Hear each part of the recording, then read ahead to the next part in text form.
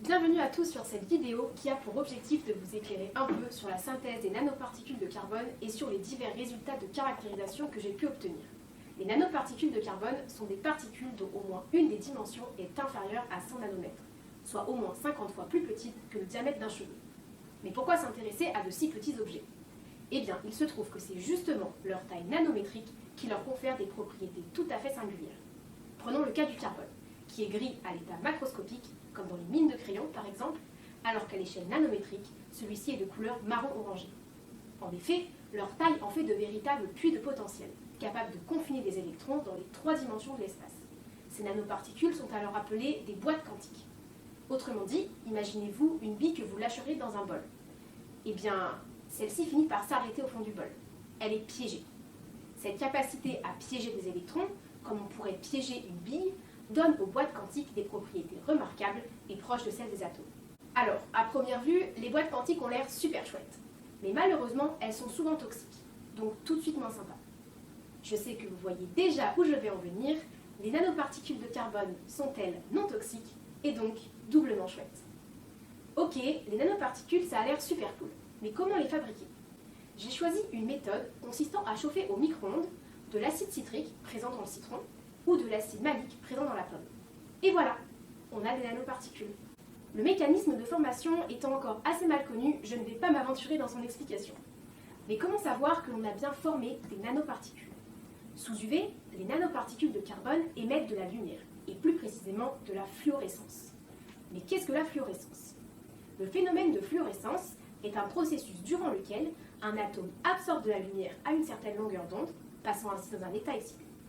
Mais l'atome ne peut pas rester dans cet état, donc il retourne à son état fondamental, autrement dit son état initial, en émettant de la lumière que l'on nomme fluorescence. Bon, en vérité, je ne vous ai pas tout dit. Pour observer la fluorescence, il faut rajouter ce que l'on appelle un agent de passivation, l'éthylène diamine. Cela évite que les électrons se perdent ou soient capturés. Ainsi, ils peuvent revenir à leur état initial et émettre le rayonnement fluorescent. Grâce à la spectroscopie UV visible, en gros grâce à la couleur, l'absorbance des nanoparticules issues des deux acides a pu être comparée. Qualitativement, les bandes d'absorbance et d'émission dans le cas de l'acide malique sont plus larges que dans l'acide citrique, expliquant ainsi des différences de couleur. Cette différence nous permet également d'envisager des tailles de particules ou des distributions en taille distinctes entre les deux acides. Et oui, on ne forme pas une unique taille de particules. Plus la bande est large, plus les nanoparticules auront des tailles différentes. C'est pourquoi on peut supposer que la taille des particules issues de l'acide citrique semble homogène, alors que ce n'est pas le cas pour celles issues de l'acide malique. Les mesures de DLS et la MEEF nous permettent de vérifier cela. La DLS est une technique permettant d'accéder à la taille des nanoparticules grâce à leur mouvement et à la lumière diffusée, autrement dit déviée, après l'interaction avec celle-ci. La MEEF permet de représenter en 3 dimensions l'intensité et la largeur de la bande de fluorescence. Avec l'acide citrique, les particules ont une taille inférieure à 5 nanomètres, alors qu'avec l'acide malique, elles sont plus grosses et ont des tailles assez différentes, comprises entre 30 et 800 nanomètres. Ainsi, comme prédit, les particules ont à peu près toute la même taille dans l'acide citrique, alors que ce n'est pas le cas dans l'acide malique. Cette différence peut venir du fait que les particules issues de l'acide malique sont restées plus longtemps au micro-ondes, et donc ont sans doute eu plus de temps pour grossir. Ok, génial, on est ravis de le savoir, mais à quoi peuvent servir ce genre de nanoparticules? Par exemple, elles peuvent nous permettre d'évaluer la quantité en ion ferrique Fe2+ dans un échantillon.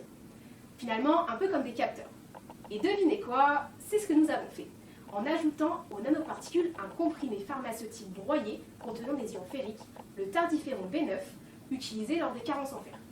Le but de cet ajout était de se rendre compte de l'effet du fer sur la fluorescence des nanoparticules de carbone. Mais que se passe-t-il alors? Eh bien, la fluorescence diminue. Mais pourquoi?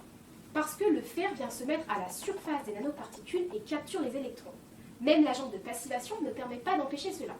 Ne soyez pas déçus. Au contraire, c'est justement ce qui va nous permettre de déterminer la quantité en fer. L'inhibition de la fluorescence semble également d'autant plus importante que les nanoparticules sont de petite taille. En effet, le rapport surface sur volume augmente lorsque les particules sont petites. Ainsi, plus de fer peut se mettre à la surface et diminuer la fluorescence.